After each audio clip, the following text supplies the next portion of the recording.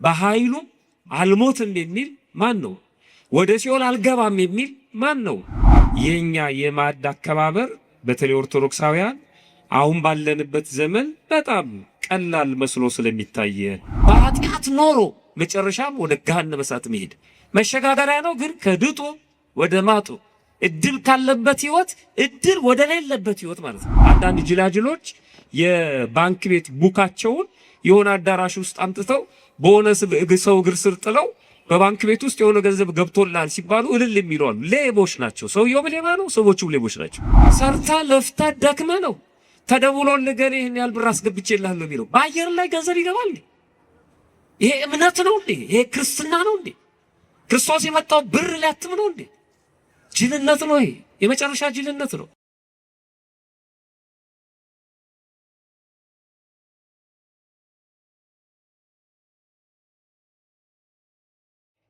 በስመ አብ ወወልድ ወመንፈስ ቅዱስ አሐዱ አምላክ አሜን።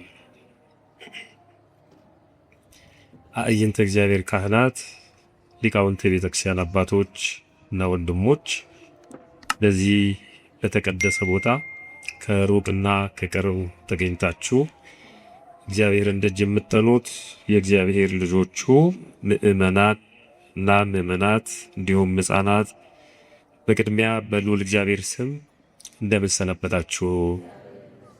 እንደምን አመሻችሁ? አሜን። ሳይገባን ኃጢአታችንን ሳይመለከት በቸርነቱ በዕድሜያችን ላይ ይችን ሰዓት ጨምሮ በዚህ በተቀደሰ ቦታ ሰብስቦ እንድንማማር ደግሞ እንድናመሰግነው ይፈቀደልን የአባቶቻችን የቅዱሳን አምላክ የእኛም አምላክ ፈጣሪያችን ልዑል እግዚአብሔር ክብር ምስጋና ይግባው። አብሬ እሞታለሁ እንደ እግዚአብሔር መልካም ፈቃድ የምንነጋገርበት የስብከታችን ርዕስ የሚሆነው ይሄ ነው። እስኪ አብረን እንበለው። አብሬ በሉ፣ በደንብ በሉት። አብሬ እሞታለሁ። አብሬ ምን ሆናለሁ? ኢትዮጵያውያን አብሮ የበላ አብሮ ይሞታል ይላሉ። አብሮ የበላ አብሮ ይሞታል። በደስታ ጊዜ አብሮ የሆነ ሰው፣ በፍቅር ጊዜ አብሮ የሆነ ሰው በመከራ ጊዜም አብሮ ይሆናል፣ አይለያይም ለማለት ነው። አብሮ መብላት የፍቅር መገለጫ ነው። በተለይ ኢትዮጵያውያን ከማንም ጋር ማዕድ አይቆርሱም። መጽሐፍ ቅዱስም ይከለክላል። በነገራችን ላይ መጽሐፍ ቅዱስ ማዕድ አይደለም ሰላም አትበሏቸው። ቤተክርስቲያን ሰላማዊት ቤት ናት። ክርስቶስም የሰላም አምላክ ነው። ሰላም አትበሏቸው ማለት መንገድ ላይ እንደምናደርግ እንደምንዋልክ ወይም ሀይ እየተባባልን የምንጨባበጠውን ማለት አይደለም። ይሄ ልባዊ የሆነ መቀራረብ ከመጣ መስመር ከሌለው ገደብ ከሌለው አፈናቅሎ ሊጥል ስለሚችል ልብን ከመስጠት ጋር ማለት ነው። በተለያየ መልኩ እንዲህ አይነት ነገር በሃይማኖት ከማይመስሉ ሰዎች ጋር አብሮ መስራት፣ አብሮ ማጥናት፣ አብሮ ሀገር መገንባት፣ አብሮ ችግኝ መትከል ይቻላል። አብሮ መጸለይ፣ አብሮ መብላት አይቻልም። አብሮ መብላት የማይቻለው ለምንድን ነው? የክርስቲያን ማዕድ የተከበረ ነው። ስርዓት አለው። ስንጀምር በጸሎት ነው የምንጀምረው፣ ስንጨርስም በምስጋና ነው አይደለም። ስለዚህ የሃይማኖቱ ሌላ የሆነ ሰው ከኛ ጋር አቡነ ዘበሰማያት ሊል አይችልም። ስብሐት ሲባልም ሊያመሰግን አይችልም። ካለበለዛ አብሬያቸው ሆናለሁ ካለ ጥሩ ነው። ካለበለዛ ግን ምንድነው የሚሆነው? በተጽዕኖ ነው የሚመስለው ማለት ነው። ለእንጀራው ብሎ እኛ የምንለውን የሚል ከሆነ ይሄን ደግሞ ቤተክርስቲያን አታስተምር። ስለዚህ ከዚህ አንጻር ከገሌ ጋር ማዕድ አልቆርስም ይላሉ። የመጨረሻው ውሳኔ ከሱ ጋር ማዕድ አልቆርስም። ምክንያቱም አብሮ ማምለክ፣ አብሮ መጸለይ፣ አብሮ እግዚአብሔርን መውደድ፣ አብሮ ሃይማኖትን መግለጥ ስላለበት ማለት ነው። እና አብሮ መብላት የፍቅር መገለጫ ነው። አብሮ የበላን ምንድነው የሚሉት ቅዱስ ዮሐንስ አይሽረውም። ቅዱስ ዮሐንስ ማለት ዘመንን ማለት ነው። ዘመናቱ ሲቀያየሩ አብሮ የበላን ሰው ግን ዘመን አይቀይረውም ነው። ግን እንደዚህ ነን ወይ? አብረውን ሲበሉ የነበሩ ሰዎች፣ አብረውን ሲኖሩ የነበሩ ሰዎች በፊት ለፊት ሳይሆን በማጅራታችን አላሉንም ወይ? አብረውን የሆኑ ሰዎች አልካዱንም ወይ? ይሄ በጣም ከባድ ነው። አብሮ መብላት ማለት አብሮ መኖር ማለት ነው። አብሮ መብላት ማለት አብሮ ማምለክ ማለት ነው። አብሮ መብላት ማለት አብሮ ማዘን ማለት ነው። አብሮ መደሰት፣ በፍቅር ፈትል አንድ ላይ መሆን ማለት ነው። ምናልባት አሁን ከመብላት ጋር የሚገናኘውን ነገር ስትሰሙ የኛ የማዕድ አከባበር በተለይ ኦርቶዶክሳውያን አሁን ባለንበት ዘመን በጣም ቀላል መስሎ ስለሚታየ እንዲሁ ዝም ብለን ያገኘነውን ባገኘነው ቦታ ካገኘነው ሰው ጋር ስለምንበላ ጸሎት ጸልየን ባርከን አመስግነን ስለማንመገብ ከተመገብንም በኋላ እንዲሁ ስለማናደርግ በትንሹ ማዕድ ላይ ስንታመን ወደ ትልቁ ማዕድ ወደ ቅዱስ ሥጋውና ወደ ክቡር ደሙ እንደምንሸጋገር ስለማናውቅ በፌስታሉም በምናቡኑ መንገድ ላይም በየጥጋጥጉም ስለምንመገብ በጣም ቀላል ነው የሚመስለን። እሱ ማለት ግን አይደል። እሱ ማለት አይደል። ሞት ምንድነው ስንል አብሬ ሞት አለው የሚል ስለሆነ የስብከታችን ርዕስ ሞትን ትንሽ መግለጥ ያስፈልጋል። ሞት ምንድነው ስንል ሞት ሁለት አይነት ነው። የሥጋ ሞት አለ፣ የነፍስ ሞት ደግሞ አለ። በመጀመሪያ ሞት ማለት የመጀመሪያው የሥጋና የነፍስ መለየት ማለት ነው። ቤተክርስቲያናችን እረፍት የምትለው ማለት ነው። ከዚህ ከኃላፊው ዓለም ወደማያልፈው ዓለም የምንሸጋገርበት ድልድይ ነው። በሐዲስ ኪዳን ሞት መሸጋገሪያ ነው። ሞት ለፍጥረት ሁሉ የማይቀር ነው። ሞት ሁሉንም እኩል የሚያደርግ ነው። ሁሉ ከፍና ዝቆ በዚህ ምድር ላይ ስንኖር ነው። በልብስም በምንም በምንበላውም በምንጠጣውም በኑሯችንም አንዳንዴ ደግሞ በተወለድንበት ቦታም ከፍና ዝቆች ይኖራሉ። ስንሞት ግን እኩል ሁሉም ሰው እኩል ነው የሚሞት። ሰው በዚህ ዓለም ላይ ያለውን ከፍና ዝቅ እስኪሞት ድረስ ይዞት ይሄዳል። አንዳንድ ጊዜ ማለት ነው እስከሚቀበርበት ሳጥን እስከሚቀበርበት ቦታ ድረስ ይዞት ይሄዳል። ግን ከሥጋ ጋር ሲገናኝ ያው ነው። ሁሉም እስቲ ይበለዋል፣ ሁሉም ይረግፋል። ሌሎቹ ደግሞ በጣም የማይፈርስበት የማይበሰብስበት ቦታ በጣም ውድ የሆነ ቦታ ላይ አስከሬናቸውን የሚያስቀምጡ አሉ። በዓለም ላይ ታላላቅ ዘፋኞችን ጨምሮ ማለት ነው። ሰዎች ሄደው የሚጎበኟቸው የፈለገ ነገር ቢሆን ሁሉም ሞት እኩል ሁሉም ሰው እኩል የሚያደርግ ነው። ሁሉም ሰው እኩል የሚሆንበት ነው። በአንድ ወቅት ፕሮፌሰር መስፍን ወልደ ማርያም የተባሉት ኢትዮጵያዊ ምሁር ሞት አይቀርም እኔም ማምለጫ የለኝም የሚል ጽሑፍ ጽፏል። በጣም የሚገርም ነው። ሞት አይቀርም እኔም ማምለጫ የለኝም። አርፈዋልኝ ሰው ነፍሳቸውን ይማርልን። በእውነት ያው የሁሉንም ሰው ነፍስ ቢምር እኛ ምቀኞች ስላልሆነ ቅዱስ ያሬድም ይሄን ሲናገር ኢትዮጵያዊ ሊቅ ሞትስ አይተዋችሁምና ይላል። ሞት ከሥጋ የሥጋ ከነፍስ መለየት በዚህ ምድር ከዚህ ምድር በአፋ የምንሆንበት ስርዓት ወደ እግዚአብሔር የምንሄድበት ይሄ ሞት አይተዋችሁም ይላል። የማይሞት ልብ አድርጎ ምዕመናን፣ የማይሞት በዚህ ምድር ሕያው ሆኖ የሚኖር ሞትን ይለፈኝ የሚል ልክ እንደ አንዳንድ ጨዋታዎች ይህን ጥያቄ አልመልስም ይለፈኝ ብሎ ሰው ስለ ሕይወቱ ሲጠየቅ ወይ ከባድ ጥያቄ ሲጠየቅ ይለፈኝ እንደሚለው ሞትን ይለፈኝ የሚል በዚህ ምድር ላይ ሕያው ሆኖ የሚኖር የማይሞት የለም። ይሄ የእግዚአብሔር ቃል ነው። በዚህ በመዝሙር 89 ቁጥር 48 ላይ ሕያው ሆኖ የሚኖር ሞትንስ የማያይ ማን ነው ይላል። ልብ አድርጉኛ ከሞትን በኋላ ሕያው ሆነ ነው የምንኖረው። ግን እየተናገረ ያለው የሥጋ ከነፍስ መለየትን ነው። ሁለተኛውን ሞትና ሁለተኛውን ሕይወት አይደለም። በዚህ ምድር ላይ ያለውን ሕያው ሆኖ የሚኖር የማይሞት ማን ነው? ነፍሱንስ ከሲኦል እጅ የሚያድናት ማን ነው ይላል። በገዛ ስልጣኑ በኃይሉ አልሞትም የሚል ማን ነው? ወደ ሲኦል አልገባም የሚል ማን ነው? ይሄን ሁሉም ማድረግ የሚችል ፍጥረት የለም ይላል። ሞት ለቅዱሳንና ለኃጥአን ሲሆን ይለያል። በኋላ ለምናመጣው ምስጢር ስለሚጠቅመን ነው የምናገረው። ለቅዱሳንና ለኃጥአን ሲሆን ይለያል። አሁን ሞትን የሚፈሩና የማይፈሩ በቤተ ክርስቲያን አስተምሮ ሁለት አይነት ሰዎች አሉ። ሞትን በጣም የሚፈሩ፣ ሞትን ደግሞ የማይፈሩ። ቤተ ክርስቲያን እነዚህ ሰዎች ኃጥአንና ጻድቃን ነው የምትላቸው። ሞትን በጣም የሚፈሩት ኃጥአን ናቸው። ሞትን ደግሞ የማይፈሩት ደፋሮቹ፣ ሞትን የሚፈልጉ ወደ እግዚአብሔር መሄጃ መንገድ መሆኑን ያወቁ እነዚህ ደግሞ ጻድቃን ናቸው። ሰው ሽምቅቅ የሚለው ኃጢአት ሲሰራ፣ የጽድቅ ስራ ሲሰራ ግን ከእግዚአብሔር ጋር እንደሚኖር ያውቀዋል ማለት ነው። ስለዚህ ውስጣችንንም እየፈተሽን ነው።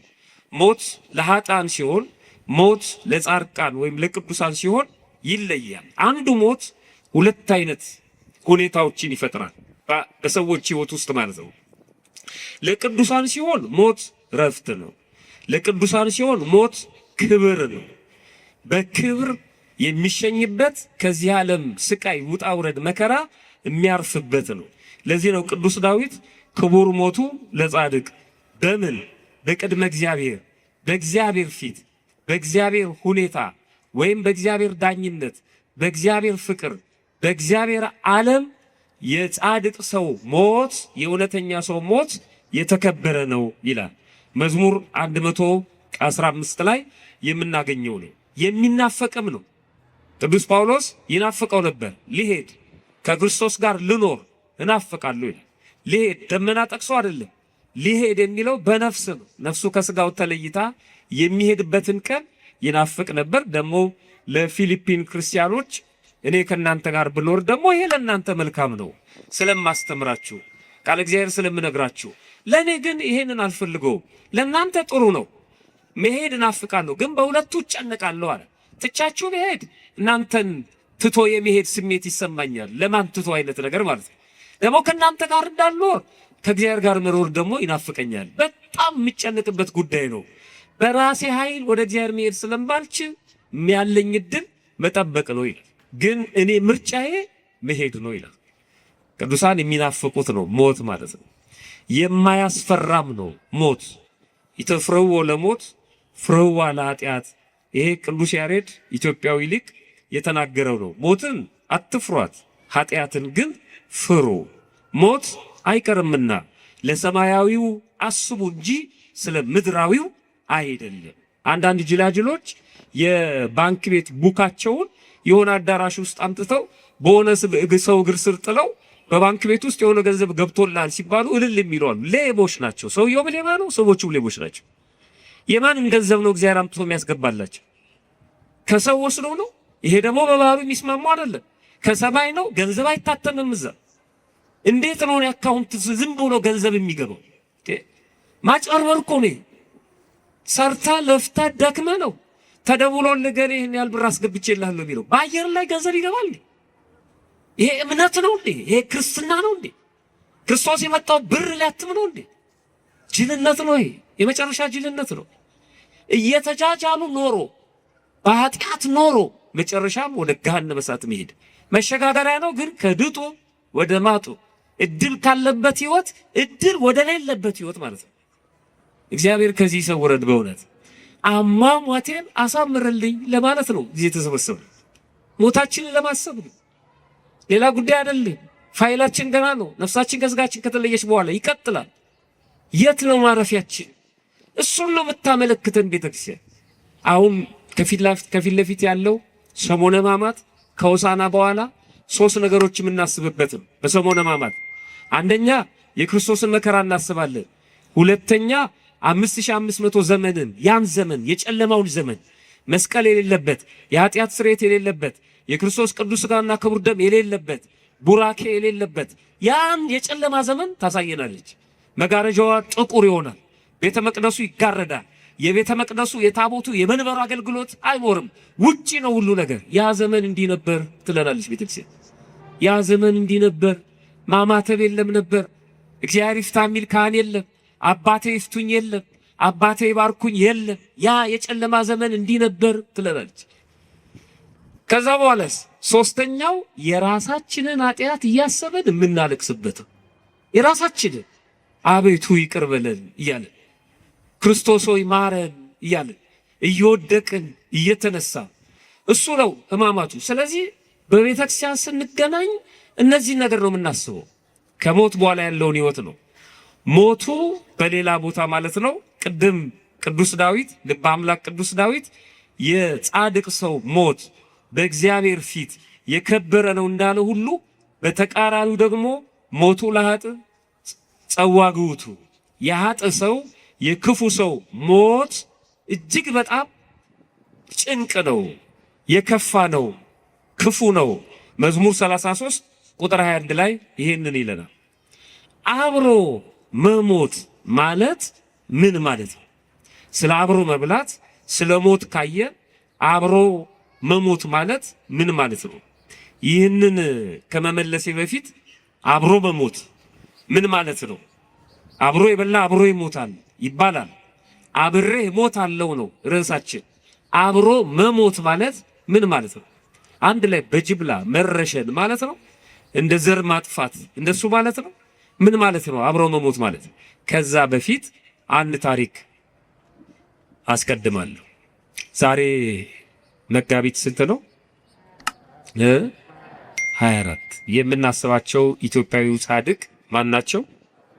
አባታችን አቡነ ተክለ ሃይማኖት። እስኪ ተክለ ሃይማኖት በሉ፣ ድገሙት። አሁንም ድገሙት። ተክለ ሃይማኖት፣ ተክለ አብ፣ ተክለ ወልድ፣ ተክለ መንፈስ ቅዱስ። ወደ ገድለ ተክለ ሃይማኖት ልወስዳችሁ ነው።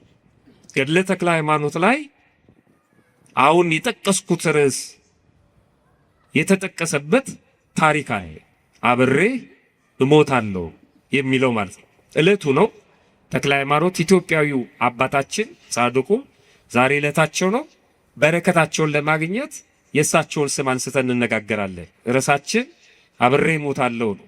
እዛ ገድል ላይ ከተጠቀሱ ታሪኮች አንዱ እንግዲህ ጻድቁ አባታችን አቡነ ተክለ ሃይማኖት በኢትዮጵያ ምድር እየተመላለሱ በማስተማር ይታወቃሉ። ሐዋርያ ናቸው። ሐዲስ ሐዋርያ ይባላሉ። በሐዲስ ኪዳን ጌታችን መድኃኒታችን ኢየሱስ ክርስቶስ ከመረጣቸው እና ካሰማራቸው ከሾማቸው 12ቱ ሐዋርያት ጋራ ክብራቸው እኩል ነው።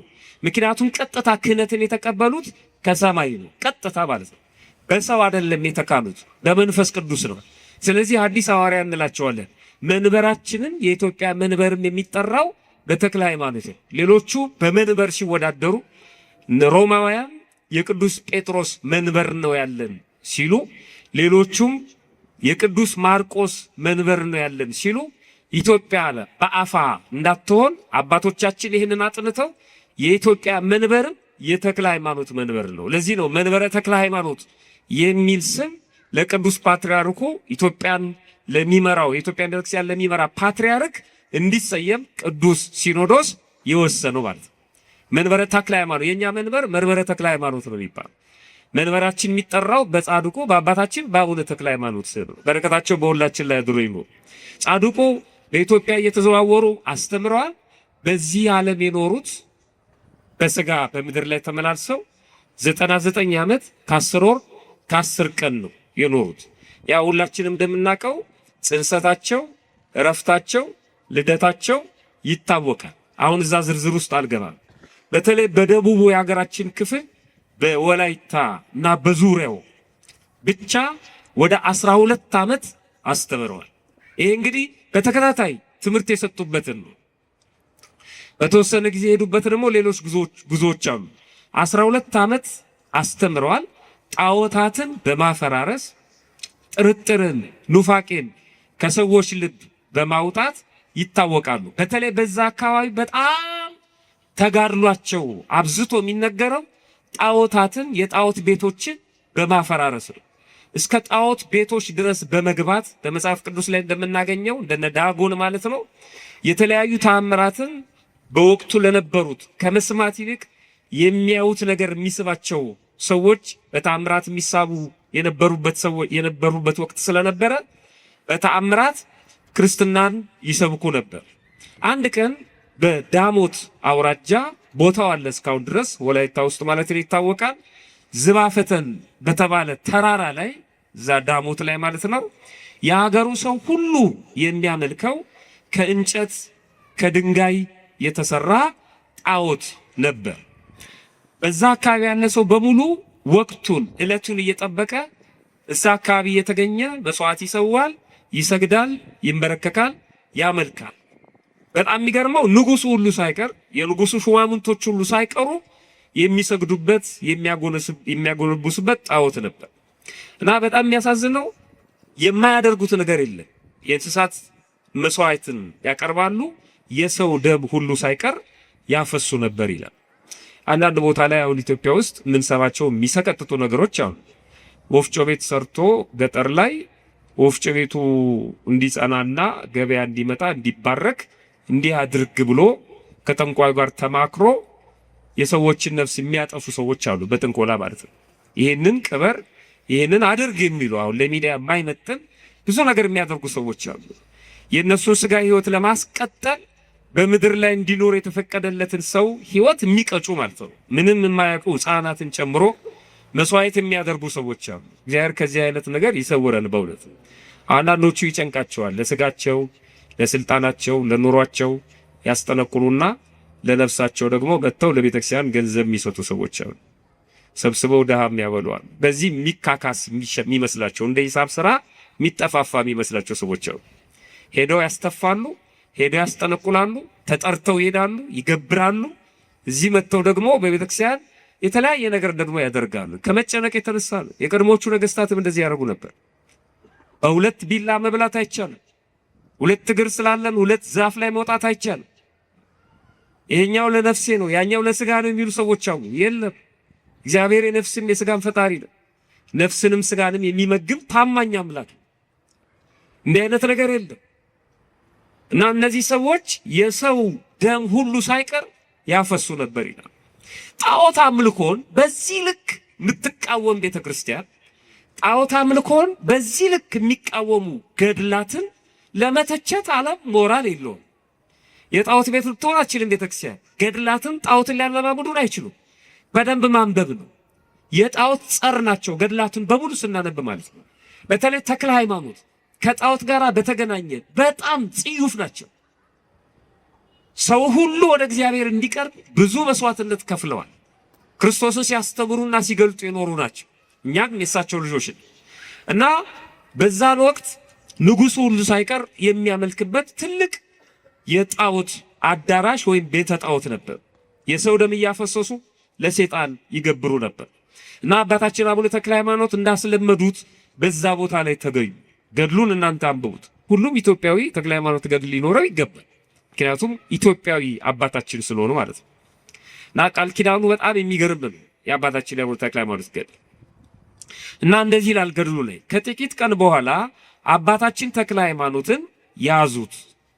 የአገሩ ሰዎች ሽማግሌዎች መጥተው አገረ ገዢውን ጣዖታችንን ያጠፋ ይህንን ሰው ከንጉሱ ዘንድ እስክናደርሰው ድረስ እኛ መተን እስክንቀበልህ ድረስ አጽንተ ጠብቀው አሉትና ለዛ ለወረዳው ገዢ፣ ከተማ ከሆነ ደግሞ ለከንቲባው ማለት ነው፣ አባታችን አቡነ ተክለ ሃይማኖትን አስረው ሰጡት አደራ። እኛ ሄደን ወደ ንጉሱ የማዕከላዊው መንግስት ያለበት ቦታ ስለሚርቅ የ3 ወር መንገድ ያስኬዳል። በጣም የሚገርም እዛ ሄደን ለንጉሱ ነግረን እርምጃ እስከሚወሰድበት ድረስ ይሄንን ሰው ጠብቅ ብለው ለአገረ ገዢው ሰጡት። ቀፈሮ ወድም ይባላል አገረ ገዢው እና ተቀበለ። የአደራ እስረኛ ማለት ነው። ምክንያቱም ብዙ ወነቂስ ወጥቷል። ይህም ሰው ጣዖት አምላኪ ነው። የሀገሩ ሽማግሌዎች ናቸው። በጣም ተቆጥተዋል። የሚያደርጉትን አድርገው ካንገላቷቸው በኋላ አባታችንን በአደራ መልክ አስረከቡ። እነሱ ወደ ንጉሱ ሊያመለክቱ ሄዱ። ምክንያቱም የመጨረሻውን ትእዛዝ የሚሰጠው ንጉሱ ስለሆነ። ይሄ ሀገረ ገዢ በጣም እድለኛ ነው። ልክ እንደ ጲላጦስ ታስታውሱ ከሆነ ጲላጦስ እሱ በሚፈርድበት አደባባይ ለፍርድ በፊቱ የቆመው የሰማይና የምድር ፈጣሪ በዓለም ሁሉ መፍረድ የሚችል ዳኝነት ወይም ስልጣን የባህሪው የሆነ ክርስቶስ ነው። ብቻውን ጲላጦስን ይሄ እድለኛ ያደርገዋል። ክርስቶስ ለፍርድ ቀረበ በተባለ ቁጥር ጲላጦስ ይደሰታል። አይገርማችሁ? ሁሌ እድለኛ ነው። በሱ ኮርት በሱ ችሎት ክርስቶስ ነው የቀረበው። አንድ ትልቅ ፕሬዝዳንት ዓለምን የሚገዛ አንድ ፕሬዝዳንት ፍርድ ቤት ተከሶ ቢቀርብና እናንተ ዳኛ ብትሆኑ ከዛ ጡረታ ስትወጡ ወሬያችሁ ይሄ ነው የሚሆን። የታወቀው የአሜሪካ ፕሬዝዳንት ታውቀዋለህ ነገር ያው እኔ እኮ ፍርድ ቤት አቁሜዋለሁ ፎቶ ሁሉ እናሳያለን። ጲላጦስ ቢኖረው እሱን ያሳየን ነበር። ይኸው ክርስቶስን እኮ እኔ ፊት አቁሜዋለሁ ብሎ ማለት በጣም እድለኛ ነው ማለት ነው። የሚገርም ነው። ይሄ ቀፈረ ወደብ በጣም እድለኛ ነው። አባታችን አቡነ ተክለ ሃይማኖትን ለመዳኘት ወደ ቤቱ ይዟቸው እንዲሄድ በቤቱ ውስጥ እስረኛ እንዲሆኑ እግዚአብሔር ፈቅዶለት ማለት ነው ወሰዳቸው ወደ ቤቱ። በድሮ ጊዜ እንደዚህ ነበር። በጣሊያን ጦርነትም ጊዜ እስረኞችን የሚከፋፈሉት መኳንንቱና መሳፍንቱ ነበሩ። ጣሊያኖች ሲማረኩ ምክንያቱም እነሱን ሁሉ የሚያጉር በቂ እስር ቤት ስለሌለ አላምባራስ ገሌ 5 ውሰድ፣ ፊታውራሪ ገሌ 3 ውሰድ እየተባለ ማለት ነው እስረኛ ይከፋፈላሉ ማለት ነው። እንደውም አንድ ባለስልጣን አንድ እስረኛ ጠፍቶባቸው አንድ ጣሊያን እና ወደ አጤ ምኒልክ ቤተ መንግስት መጡ እና ዝም ብለው አይናቸው ይቀላወጣል ወደዚህ ወደዚህ ይላሉ። እና አንድ ባልንጀራቸው እንዴ ምን ሆነው ነው ገሌ ሲላቸው አንድ ፈረንጅ ፈልጌ ነው። እንዴ ለምን የሰጡኝ ንጉሱ የሰጡኝ እኮ ከይሄን ያህል ቁጥር እስረኛ አንድ ፈረንጅ አንድ ጣሊያን ጎደለ። ታዲያስ በቃ አንዱን ፈረንጅ አስገብቼ እዛ አከላክለዋለሁ ምን አገባኝ። እና ፈረንጅ ነበር የሚፈልጉት ምክንያቱም ይቆጠራል ከባድ ጣሊያን ይሁን ጀርመን ይሁን አይመለከታቸውም እነሱ እና በሰዓቱ ማስረከብ ስለነበረባቸው። ስለዚህ እነሱ ስለነበር ነው ይሄ ባለስልጣንም አባታችን አቡነ ተክለ ሃይማኖትን ይዞ ወደ ቤቱ ሄደ። በ3 ወር ቆይታ ውስጥ ግን በጣም የሚገርም ነገር ተደረገ። የአካባቢው ሰዎች በሙሉ ለማየት በሚመጡበት ጊዜ በፊታቸው ጸጋ ባላቸው ሞገስ እየተባረኩ በቃለ እግዚአብሔር እየተማረኩ የእግዚአብሔርን ቃል ያስተምሯቸው ነበር ተክለ ሃይማኖት።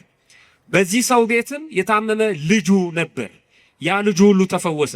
በመንደሩ በሙሉ ያሉ በሽተኞችን ያመጡ ጀመር። እነዛ በሽተኞች በሙሉ ይፈወሱ ነበር ይላል። ታላላቅ ታምራትን አባታችን አቡነ ተክለ ሃይማኖት ማድረግ ጀመሩ። እስሩ የቁም እስር ነበር፣ ግን ይሰብኩ ያስተምሩ ነበር። በአንድ ጊዜ ከአካባቢው ጋር ተግባቡ። እግዚአብሔር ሞገስ ስለሆናቸው ማለት ነው። አገረ ገዢው ልቡ ቅን ነው እና በሚያደርጉት ታምራት በሚሰብኩት ስብከት አመነ ይላል። ምን አይነት ታምር ነው ምን አይነት ነገር ነው የምሰማው ብሎ በጣም ተደነቀ ይላል። እሱ እድለኛ ስለነበረ በሚሰማው ወይም ሰዎች በነገሩት ሳይሆን በሚያየው ነገር ለማመን በቃ። መጽሐፍ እንደዚህ ይላል አንደኛ ዮሐንስ ምዕራፍ 1 ቁጥር 1 ላይ ስለ ሕይወት ቃል ከመጀመሪያው የነበረውና የሰማው በዓይኖቻችን የነበረውንና የሰማነውን በዓይኖቻችንም ያየነውን የተመለከትነውንም እጆቻችን የዳሰሱትን እናወራለን። ሐዋርያት ክርስቶስን የሰበኩት እንደዚህ ነው። በነገራችን ላይ እጆቻችን የዳሰሱትን በዓይናችን ያየነውን የሰማነውን ነው ምን ነግራችሁ ይላል። ዓለም እንደዚህ አይደለም የሚነግረው። አሁን እኮ ዓለም ብዙ ሰው ስለ አንድ ፈላስፋ ሲናገር አስረግጦ ነው የሚናገረው። ግን ያ ፈላስፋ በነበረበት ዘመን አልነበረም እሱ። እንደውም በህይወቱ ይሞክረዋል። የኦሾን ፍልስፍና እየሞከሩ ብዙ ዩኒቨርሲቲ ተማሪዎች ራሳቸው ስተው አስፋልት ላይ ወጥተዋል። ይወክሩታል። ሰውየው እንዲህ አድርግ ያለውን ማለት ነው። ራሱ ኦሾ ይናገረው አይናገረው አይታወቅም። ጥርቅም የተሰበሰበ መጽሐፍ አንብበው ማለት ነው። በህይወታቸው ይሞክሩታል። ጅልነት ነው በጣም። ሐዋርያት የነኩትን የዳሰሱትን የሰሙትን ያዩትን ክርስቶስን ግን ዓለም አልተቀበሉም። እኛ ያየነውን የሰማነውን ነው የምንናገረው። በህይወት ልምዳችን የዳሰስነውን የሰማነውን ያየነውን ያልነበርንበትን ነው የነበርንበትን ያረጋገጥነውን ነው ያላረጋገጥነው። ለዚህ እኮ ሶሻል ሚዲያው ምስክር እገሌ አረፈ ብሎ ይለጥፋል። ሰንበዴ የዛ ሰው ቤተሰቦች ያን አይተው ግማሹ ይወድቃል፣ ግማሹ ያለቅሳል። ለሰዎችን ቅንጣት ታህል አዘኔታ የሌለው ትውልድ። ያ ሰው አይደለም መሞት አልታመመም። አንዳንዱ የሆነ ነገር ፈልጎ ነው ዝም ብሎ የሚለጥፈው። አንዳንዱ ደግሞ በስልክ የሆነ ነገር ይሰማል፣ ማንም ሰው ሳይቀድመኝ ብሎ እገሌ ያረፈው ብሎ ይለጥፋል። እግዚአብሔር የለን በእውነት በጣም ክፎች ነን። የወዳጅ ሞት እንኳን ተሰምቶ እንኳን አይለጥፍም። መጀመሪያ አልቅሰን እንጨርስ። 6 ሰዓት ሞተ ይላል። 5 ሰዓት ተኩል ላይ 5 ተኩል ላይ እየለጠፈ 6 ሰዓት ላይ ሞተ ይላል። በጣም ያሳዝናል። መጀመሪያ እንዘን እናልቅስ። እንደ ሰው ይደርሳል። እሱ ከሞተ በሳምንቱ መለጠፍ ይቻላል። በጣም ጨካኞች ነን። በጣም ሰው እኮ መፍራት አለበት፣ መደንገጥ አለበት። ነገ እኔ ምን ነኝ? ይታሰራለሁ፣ እግሬ ይታሰራል፣ እጄ ይታሰራል፣ ሳጥን ውስጥ ገባለሁ። እንዴት ሰው ሳይሞት ሞተ ይባላል? ብዙዎች እንደዚህ ናቸው። ራሳቸው መጥተው አልሞትኩም እስከሚሉ ያስቃሉ እኮ በጣም ሞቷል የተባልኩት እኔ ነኝ አልሞትኩም ይላል። ውርደት ነው ይሄ። ማየት፣ መስማት፣ መዳሰስ። ይሄ አገረ ገዢ አየ፣ ሰማ፣ ዳሰሰ። ከዛ በኋላስ ከ3 ወር በኋላ እነዛ ሽማግሌዎች መጡ። ከንጉሱ ውሳኔ ያስወሰኑ። ንጉሱ ምን አለ? በአስቸኳይ ይዛችሁት ነው፣ ዋጋውን የምሰጠው እኔ ነኝ፣ ሞቶሎሚ ነው። በአስቸኳይ አለ። መጡ እነሱ ከ3 ወር በኋላ እንዲህ አሉት፣ እኛ ጠብቅ ያልንህን ሰው ስጠንና ወደ ንጉሱ እንውሰደዋል። ከስንት ወር በኋላ? ከ3 ወር በኋላ። ይሄ ከፈርዖን ምን የሚል ይመስላችኋል? ይሄ አገረ ገዢ የሚያስደነግጥ ንግግር ተናገረ። እንዲህ አለ፣ እሱንስ አልሰጣችሁም፣ አብሬ ከእርሱ ጋር እሞታለሁ እንጂ ያለ። ርዕሳችን ይሄ ቀመሰዋ የተክለ ሃይማኖትን ትምህርት አያቸው። ጸጋውን የተክለ ሃይማኖትን ጸጋ ተመለከተ። አካባቢው በሙሉ ሲሰግድ ሲወድቅ፣ አጋንንት ሲርዱ ሲንቀጠቀጡ ሲጮሁ፣ እነዚህ ሰዎች መጡ። ባደራ ነው አስቀምጥ ያሉት። ወስደው እንደሚገድሉት ያውቃል። ተክለ ሃይማኖት እንደሚገድሏቸው ያውቃል። ስለዚህ ወሰደ። እሱንስ ነው በጣም እንደወደዳቸው ቢታወቀው በዚህ ነው። እሱንስ ማለት ምን ማለት ነው? ሌላውን ውሰዱ፣ እኔንም ከፈለጋችሁ ውሰዱ፣ ልጄንም ከፈለጋችሁ ውሰዱ፣ ስልጣናችሁን ያውላችሁ እኮ እሱንስ አልሰጣችሁም። በጣም የምትወዱት ሰው የሆነ ዕቃ ይጠይቃችኋል፣ ትሰጣላችሁ። የሆነ ዕቃ ይጠይቃችሁ፣ ትሰጣላችሁ። የሆነ ዕቃ ሲጠይቃችሁ ወይ ይሄንንስ ምንድነው ትሉት? አልሰጥም። በጣም ስለሚያስፈልጋችሁ ማለት ወይ ይሄንንማ አትውሰድብኝ፣ ይሄንንስ አልሰጥም። ንግግሩ በጣም አንጀት የሚበላ ነው። እሱንስ ምንድን ነው ያለው? አልሰጣችሁም፣ አብሬው እሞታለሁ። የሚገርም ነው። ገድለ ተክለ ሃይማኖት ገጽ 116 ላይ ነው። አብሬ እሞታለሁ። ሰዎቹ በአገረ ገዢው ንግግር ተገረሙ። ምን እንዳገኘ አላወቁም። እሱ ግን በ3 ወር ውስጥ ገድሉን ሄዳችሁ ስታነቡ አንደኛ ጋኔን ይጥለው ያሳብደው የነበረው ልጁ ተፈውሶለታል ይላል። ባለስልጣን ስለሆነ በልጁ መታመም አፍሮ ደብቆት ነበር። ብዙ ሰዎች እንደዚህ ነው የሚያደርጉት። ዝናቸውን፣ ክብራቸውን፣ የወለዱት ልጅ የሚያሳጣቸው እየመሰላቸው ሰው ፊት አያወጡትም አይደል? እኛ ብናስበው አሁን የሰዎቹም ክፋት ነው አይደል? ለምን በልጃቸው ያፈራሉ? አይደለም፣ የኛ ክፋት ነው እንጂ እኛ እኮ ስለምንተች ነው። የታባቱ ይበለዋ ስለሚሰርቅ ነው፣ ጉቦ ስለሚበላ ነው ስለምንል እኮ እግዚአብሔርን የፈረደበት ስለምንል እኛ ነን፣ ሰውየው አይደለም።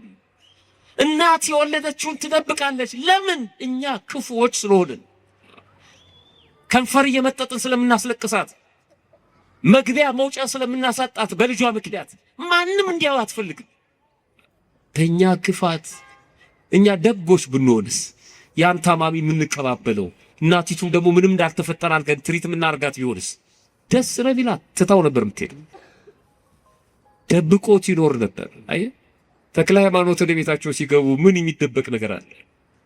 ጋኔኑ ጨነቀው፣ እሪ አለ። ልጁን ፈውሰው አስረከቡት። ከዚህ በላይ ሰላም ምን አለ? ቤቱ ተቀየረ። ብዙ ሰዎች ሕይወታቸው ተለወጠ። ጣዖታት ያመልኩ የነበሩ በሙሉ ስህተት መሆኑን ተረድተው ተመለሱ። እሱም እንደዚሁ ስህተት መሆኑን አወቀ። ስለ ነገረ ድህነት በሚገባ ተማረ።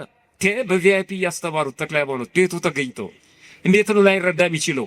ስለ ክርስቶስ እንደኛ ነገረ ዘርቅ ቧልት ፌዝ አውርተው በልተው ጠጥተው አይሄዱ። ተክለ ሃይማኖት እንዲህ አይደለም። ቁም ነገረኛ አባት ናቸው። እንዴት አያስተምሩት? አብሯቸው እያደረ አብሮ እየዋለ ስለ ነገረ ክርስቶስ አወቀ። በጣም የሚገርመው ከመላው ቤተሰቦቹ ጋር በአንድ ላይ ተጠምቆ ክርስትናን ተቀበለ። የክርስትና ስሙ ገብረ ዋህድ ተባለ ይላል። አሁን እነዚህ ከ3 ወር በኋላ የመጡ ሰዎች አያውቁም፣ ገብረ ዋህድ መሆኑን አያውቁም። ልጁ እንደተፈወሰ አያውቁም። ተክለ ሃይማኖት ስንት ነገር እንዳደረጉለት አያውቁም። እኛ ለቅዱሳን ያለንን ፍቅር ዓለም እንዴት ያውቀዋል? ተክለ ሃይማኖት ለእኔ የደረሱልኝን፣ ኪዳነ ምሕረት ለእኔ ያደረገችልኝን፣ ቅዱሳን ለእኛ የዋሉትን ውለታ ይሄ በሁለት ጥቅስ አካኪ ዘራፍ የሚለው ሰው እንዴት ይረዳኛል? እንዴት ነው እኔ ለሱ ምነግረው? ከባድ ነው። ጣዕሙን የቀመስኩት እኔ ነኝ። አንድ ሰው ብርቱካን ግዛና ና አለው አንድ ጓደኛው። አብረው እየሄዱ እና ይከራከሩ የነበረው ስለ እግዚአብሔር ፍቅር፣ ስለ እግዚአብሔር ታዳጊነት፣ ስለ እግዚአብሔር አዳኝነት እና ይሄኛው እየተማረረ ነው በእግዚአብሔር ባኬ እሱ አዳኝነት ምናምን እያለ ነው። በዚህ ዘመን እንደውም አንዳንድ ሰው እንደሚሉት ብር ነው የሚያስከብር ስልጣን ነው ምናምን እያለ ይማረራል። ከዛ ቢነግረው አልሰማ ነው። አንድ ብር አወጣና አንድ ብርቱካን ገዝተልኝና ጊዜው ደግ ነበር። አንድ ብሩ ተቀብሎ ሄዶ ብርቱካን ገዝቶ መጣ። እሱ እያወራን ብርቱካን እየበላን አብረን እናወራለን ብሎ ነው የሚያስበው። ያ የተላከው ብርቱካኑን ላጠው። ይሄ ግማሽ አርጎ ከፈለው። በቃ ግማሹን ሊሰጠኝ ነው ሲል አልሰጠውም። ግማሹን ደግሞ ሩብ አደረገው። በቃ ይሄንማ ሊሰጠኝ ነው ሲል አልሰጠውም። ይበላል። እሱ ዝም ብሎ ይበላል። ይሰጠኛል ብሎ ያስባል። ይበላዋል። ዝም የላከው ማለት በልቶ ከጨረሰ በኋላ ትንሽ ሶፍት ነገር ይኖራል። ዋው ሰጠው። ተራረጋፎ እንዴት እንደሚጥም ታውቃለህ? ይሄ ብርቱካን አለ። በጣም ስለተበሳጭ እኔ ምን አቅልላለሁ የበላው አንተን አሉ። ብስጭት ብሎ እንደው ምን አባቅልላለሁ ሁሉ ሳይል አይቀርም። የበላው አንተ እንዴት ነኝ ትጠይቀኛለህ? አየህ የእግዚአብሔርን ጣዕም ማቀው እኔ ነኝ ስለደረሰልኝ። አንተ ልትረዳው አትችልም። እንዴት አርጎ ወደ ህይወት ይግባ? ዘግተሃል አንተ ሳታጣጥመው። እንዴ ንስሐ ገብተን ሳንቆርብ እንዴት ቸርነቱን ማወቅ እንችላለን? የቀማነውን ሳንመልስ የበደልነውን ሳንክስ ወደሱ ሳንጣብቅ በርቀት ሆነን እንዴት እናውቀዋለን? ተጠግተን ሳናየው እንዴት እናውቀዋለን? ኑ ወደ እኔ ቅረቡ አበራላቸዋለሁ ያሉ ጨለማ ውስጥ ነን። እንዴት ነው ወደ ብርሃኑ ሳንመጣም ይበራልን ህይወታችን? ሳንጠጋ በርቀት እንዴት ይሆናል? እነዚህ ሰዎች አላወቁም። ትክክል ነው፣ ርቀዋል። ገብረ ባዕድ ግን ቤት ነው ያለው። አባታችን አቡነ ተክለ ሃይማኖት ጋር ነው ያለው። አጣጥሞታል ፍቅሩን። ስለዚህ አይገርምንም። መጥተው አምጣ ማለታቸው አይገርምም። እሱም ደግሞ ሲመልስላቸው እሱንስ አልሰጣችሁ አብሬው እሞታለሁ። እናንተ አንብቡት። ትንሽ ነገር ልንገራችሁና ላጠቃል። ሰዎቹ ለንጉሱ ይሄንን ነገር ሄደው ተናገሩ። ኧረ ይገርማል ያሁኑ ደግሞ አሉት። እንደገና 3 ወር ፈቸው እኮ ሄደን አምጣ እንለዋለን አንሰጥም አለን። አብሬ እሞታለሁ አለ። ናው ሁለቱንም ይዛችሁ አምጡ አለ ንጉሱ። ሁለቱንም ከሌላ 3 ወር በኋላ የገብረ ዋህድ የሱም ሃይማኖቱ አድጎ ጎልምሶ ማለት ነው መጡ። እነዚህ ሰዎች በሉ ሁለታችሁም እንድትመጡ ተብሏል ብለው አሰሯቸው ሁለቱን እና መጓዝ ጀመሩ። ይሄ ባለስልጣን መታሰርን እንደ ውርደት አልቆጠረው። ግን ከማን ጋር ነው የታሰረው? ከተክለ ሃይማኖት ጋር። የሚገርም ነው። እድል ነው። አብረው ታስረው በመንገድ ላይ እየሄዱ ሰዎች ይዟቸው እየሄዱ ይሄ ገብረ ዋህድ በጣም ፈርቷል። ከፈርዖንም ማለት ነው። ምክንያቱም ከሱ በላይ ጨካኝ ወደ ሆነው ንጉስ እየሄዱ ገና ለክርስትናው ደግሞ ፍሬሽ ነው። በሰማዕትነት ማለፍ ገና ነው። ሐዋርያት እንኳን ጥዋን የሆኑት በእግረ ሥጋ ከተከተሉ በኋላ ነው እና በጣም ጨንቆታል። ከዛ ለብፁዕ አባታችን እንዲህ አላቸው ይላል። ብፁዕ አባታችን አቡነ ተክለ ሃይማኖትን በመንገድ እየተጓዙ ሳሉ አባታችን ንጉሱ በአንዲት ሴት ምክንያት ለ25 ዓመታት አእምሮውን አጥቷል። አንተ ብትፈውሰው ሁለታችንንም ይለቀናል አለ። እቺ ነገር የፍርሃት ምልክት ነች። እንደሄድክ ፈውሰው። አእምሮውን ስቷል። ሞቶሎሚ እንዴት ነው አእምሮውን የሳተው? ገድሉን አንብቡ። ወደዛ ታሪክ አልሄድ። እንደሄድክ ብታድነው ሁለታችንንም ይለቀናል አለ። ከዛ አባታችን አቡነ ተክለ ሃይማኖት ፍርሃት እንደሆነ አውቀው እንዲህ አሉት ይላል። ገብረ ዋህድ ሞትን ትፈራለህ እንዴ? ምን እያለ አብሬ ሞታለሁ ብሏል አይደለም? አሁን ደግሞ ንጉሱ እንዳይገድለው እንዲለቀን ንጉሱን ፈውሰው። ጥባቱ ገና ነው። የተናገረውን ንግግር እየፈጸመ መሄድ ነበረበት። ችግር የለም አብሬ ሞታለሁ ያለ ሰው ይሄዳ አይጠራጠር። እንደዚህ ቢሆን 3ቱ ሕፃናት ወደ እሳት እየወሰዷቸው ይጠራጠሩ ነበር። እግዚአብሔር ያድነናል። ግን ባያድነንም አንተ ላቆምከው ምስል አንሰግድም አሉ አይደል? ከዛ እኮ እሳቱ ነደደ። ከዛ ወታደሮቹ አሰሯቸው። ከዛ ተሸከሟቸው። እንዴ ይሄ እግዚአብሔር እስካሁን አይመጣም እንዴ ብለው ሐሳብ አልቀየሩም። ወደ እሳቱ እየሄዱ ነው። አልቀየሩም። እናንተ ብትሆኑስ? ከባድ ነው። የት አለ እግዚአብሔር? እስክንጣለው ነው ቢጠብቀው አላሉ። ገብረ ዋህድ ግን እዚህ ደረጃ አልደረሰም እና እባክህን ብሎ ነው ልመና ያቀረበው። ብትፈውሰው ይለቀናል። ገብረ ዋህድ ሞትን ትፈራለህ እንዴ አሉትና አይዞ ፈጣሪያችን በንጉሱ እጅ አይጥለንምና አትፍራ። እግዚአብሔር እንደዚህ ይበለን ሁላችንን። በእውነት ተክለ ሃይማኖታቸው እኮ ማን እግዚአብሔር በማን ፊት በንጉሱ እጅ አይጥለንም፣ ስለዚህ አትፍራ። እና ቅዱሳን እንዴት ነው ክርስቶስ የማይሰብኩት? በእኔ ፊት ምንም አትሆንም እኮ አላሉም ተክለ ሃይማኖት። በእግዚአብሔር ፊት ምንም አንሆንም፣ ወደ እግዚአብሔር ነው የሚመሩት። አትፍራ አሉት። ንጉሱ ያው ኦቶሎሚ በአቡነ ተክለ ሃይማኖት እናት ምክንያት ነው ያበደው። ለአቡነ ተክለ ሃይማኖት የራሳቸውን ታሪክ ነው የሚነግራቸው። እሳቸው ያውቁታል። በእሳቸው እናት ምክንያት ነው አቅሉን የሳቱት። ይሄንንማ አውቀዋለሁ ምናምን አላሉ። ዝም ብለው ነው የሚሰሙት። ከዛ መጨረሻ ላይ ሄዱ፣ ወሰዷቸው፣ በንጉሱ ፊት ቀረቡ። ባጭሩ ነው ምነግራቸው። ከዛ በንጉሱ ፊት ቀረቡ። ንጉሱ ምን አደረገ? በሉ ያዟቸውና 10 ሰዎች አምጡ፣ ማነው ቀፎ የንብ ቀፎ አምጡ፣ ሁለቱንም በንብ ቀፎ ውስጥ ክተቷቸውና ከተራራ ላይ ጣሏቸው አለ፣ አዘዘ ማለት ነው። እና መጀመሪያ 10 ሰዎችን መረጠ። እነዛ 10 ሰዎች 5 ሆነው ተሸክመው አቡነ ተክለ ሃይማኖትን በአንድ ቀፎ ገብረ ዋህድን በአንድ ቀፎ አድርገው ተራራው እስካሁን ይታያል፣ ወላይታ ውስጥ ማለት ነው። እዛ ከተራራ ላይ ወደ ታች ወረወሯቸው ይላል። ግን መልአኩ ቅዱስ ሚካኤል ታዘዘና በክንፉ ተቀብሎ መሬት አሳረፋቸው፣ ምንም ሳይሆኑ ማለት ነው።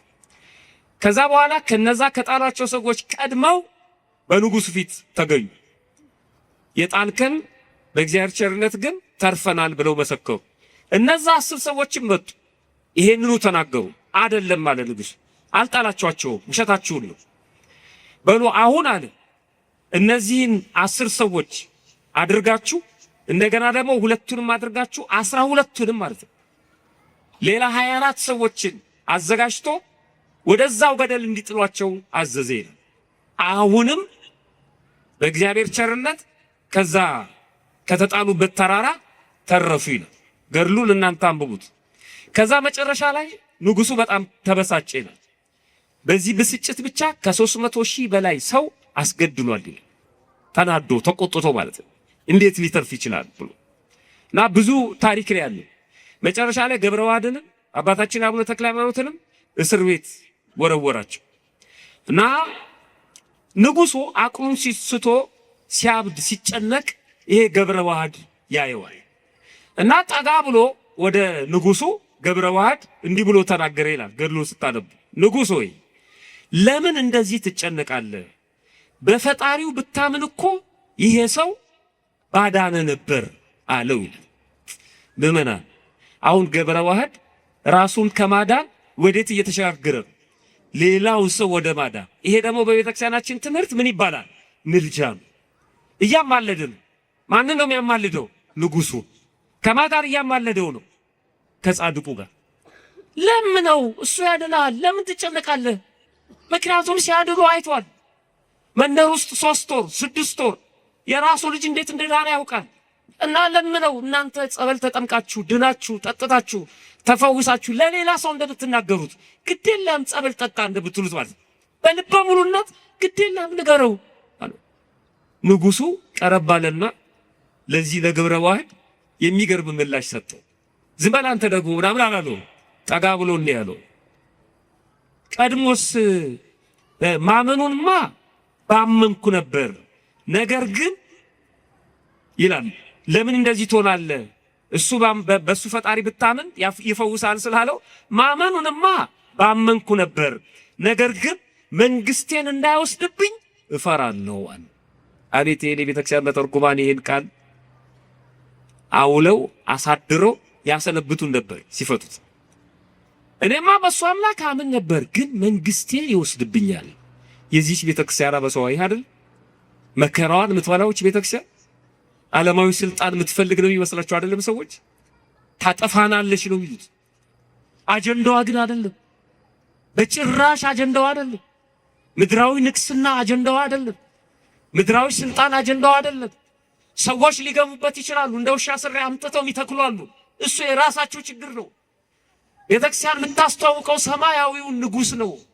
ሰማያዊ መንግስት ነው የምትሰብከው። ፖለቲካ አጀንዳ የላትም። ሰዎች በአየር ላይ ይፈሯታል። ይህን አትቀማ ምን ያደርግላታል? ምድራዊ ንግስና ምን ይሰራላታል? እሷ ሌሎች ትተው ከቤተ መንግስት እኮ ወደ ገዳም ሄደዋል። መሰረቷ እሱ አይደለም። ፈራ ንጉሱ ስልጣኔን ይወስድብኛል ብዬ ነው እንጂ እሱ በሚያመልከው ፈጣሪማ እንደሱ ቀላል መስሎታል። ከጣዖት ወደ ጣዖት መሸጋገር ይመስል እሰግድለታለሁ ችግር የለውም። ገብረ ዋህድ ምን ብሎ መለሰ? የትምህርቱን ብቃት በክርስትናው የጸና መሆኑን የተክለ ሃይማኖትን ቃል በደንብ እንደሰማ ነው የሚያስረግጠው። ምላሹ ምን አለ ገብረ ዋህድ? ቀድሞስ እንኳ ከቤት የሳር ትቢያ እንኳን አልሻም ሲል አልሰማሁም? ምን ሲሰብከው ነበር ንጉሱን፣ እሱ ግን አልሰማም። የሳር ትቢያ አልሻም ሲል አልሰማሁ። ስለዚህ ነገር እኔ እጨርስልሃለሁ አትፍራ። ዘመናዊ ደላሎች እንደዚህ አይደል ቢሉት እጨርስልሃለሁ ግን ገንዘብ ትከፍላለህ። ገብረ ዋህድ እኔ እጨርስልሃለሁ አለ። ምኑን? መንግስት እንዳይወሰድብህ ከሆነ ፍርሃት ቶ እሱ አይፈልግም። ገብረ ዋህድ በተክለ ሃይማኖት ምትክ መንኩሶ ገብረ ዋህድ ማለት ነው። በተክለ ሃይማኖት ምትክ እዛ ደብረ ዳሙ ላይ ያለውን ገዳም ለማስተዳደር በቅቷል። ለ12 ዓመት ማለት ነው። 12 ዓመት አካባቢውን በርዕሰ አበውነት መርቷል፣ ወይም ደግሞ በገዳም አበምኔትነት መርቷል ገብረ ዋህድ ማለት ነው። ያንን አካባቢው ወደ ክርስትና ቀይረውት በዛ ገዳም ብዙ መነኮሳት እንዲሰበሰቡ ተደርጎ በተክለ ሃይማኖት ትምህርት ከዛ እሳቸው ወደ ሌላ ቦታ ሲሄዱ ገብረ ዋህድን ተክተው የገዳሙ አበምኔት ሆኖ አስተዳድሮ አርፏል። ከዚህ አባት ረድኤት በረከት ያሳትፈን። በእውነት አብሬ ምን ሆናለሁ ነው ያለው? አብሬ እሞታለሁ። እኛ ከአባታችን ከአቡነ ተክለ ሃይማኖት ጋር አብረን መሞት አንፈልግም? አብሮ መሞት ማለት ምን ማለት ነው? አብሬ እሞታለሁ ስንል ጻድቁ የሚያምኑትን እምነት አምናለሁ፣ ጻድቁ የሚከተሉትን መንገድ እከተላለሁ፣ እንደ ተክለ ሃይማኖት ለእግዚአብሔር እገዛለሁ፣ እንደ ተክለ ሃይማኖት በተጋድሎ እተጋለሁ፣ እንደ ተክለ ሃይማኖት ትሁት እሆናለሁ፣ እንደ ተክለ ሃይማኖት ለሰው አዝናለሁ ማለት ነው። የተክለ ሃይማኖትን እምነት አድርጌ የተክለ ሃይማኖትን አምላክ አድርጌ በሃይማኖቴ እጸናለሁ፣ አብሬ እሞታለሁ ነው። አብሬ እሞታለሁ ማለት እሱ ነው።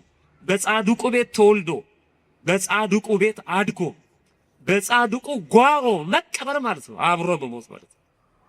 በተክለ ሃይማኖት ቤት፣ በተክለ ሃይማኖት ግቢ፣ በተክለ ሃይማኖት ግቢና ቤት ማለት ቃል ኪዳን ቅጽሩ ማለት ነው።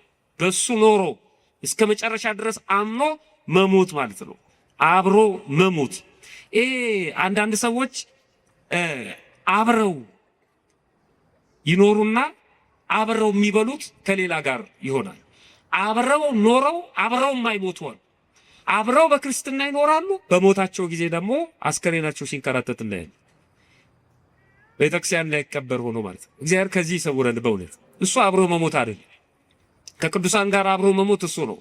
አንተ በዚህ በገድላቸው ላይ እንደዚህ ይላል፣ አንተ ከተቀበርክበት ቤተክርስቲያን፣ አንተ ከተቀበርክበት ቤተክርስቲያንም በታነጸበት ቦታ የተቀበረ ሁሉ በእኔ ዘንድ ዋጋ አለው። ገሃነምን አያያትም፣ የገሃነም እሳት ከቶ አያይም። ስሙ በሕይወት መጽሐፍ የተጻፈ ነው። ስሙ በሕይወት መጽሐፍ ያልተጻፈ ሁሉ በቦታ አይቀበርም ይላል። አይገርም? እድል ነው ከተክለ ሃይማኖት ጋር ኖሮ ከተክለ ሃይማኖት ጋር መሞት። ከተክለ ሃይማኖት ጋር መሞት ማለት በገዳማቸው ብቻ መቀበር አይደለም። እሱ በሕይወት መጽሐፍ የተጻፈ ነው ይላል። ብዙ ሰው ወደ ተክለ ሃይማኖት ገዳም አስከሬን ወስዳችሁ ቅበሩ ይላል እና እዛ ስለተቀበረ ብቻ የሚጸድቅ ሰው አለ። ይሄን ቤተክርስቲያን አታበረታታም። በነገራችን ኑዛዜ የምትሰጡ እናቶች አባቶችም ለቤተሰብ ማዘን አለባችሁ። እንደው ከሞትኩ በኋላ የራሱ ጉዳይ ብላችሁ አይደለም። የቀድሞዎቹ አመቻችተው ነው፣ ለቀብራቸው አመቻችተው፣ ለጉዞ አመቻችተው ሁሉን አድርገው ከንስሐ አባታቸው ጋር ተነጋግረው እዚህ ጋር እንደዚህ ያለ እዚህ ጋር እንደዚህ ያለ ብለው ስሞት እዚህ ልቀበር። ያው እኮ ምንም ነው፣ ዝም ብሎ ብቻ ተናዞ አይቷል አለችው ነው ይባላል። አይጧ ልትሞት ስትል ብዙ አይጦች ከበው ምን አለች አሉ? ፍታቴ ጎንደር እንዲሆን አለች።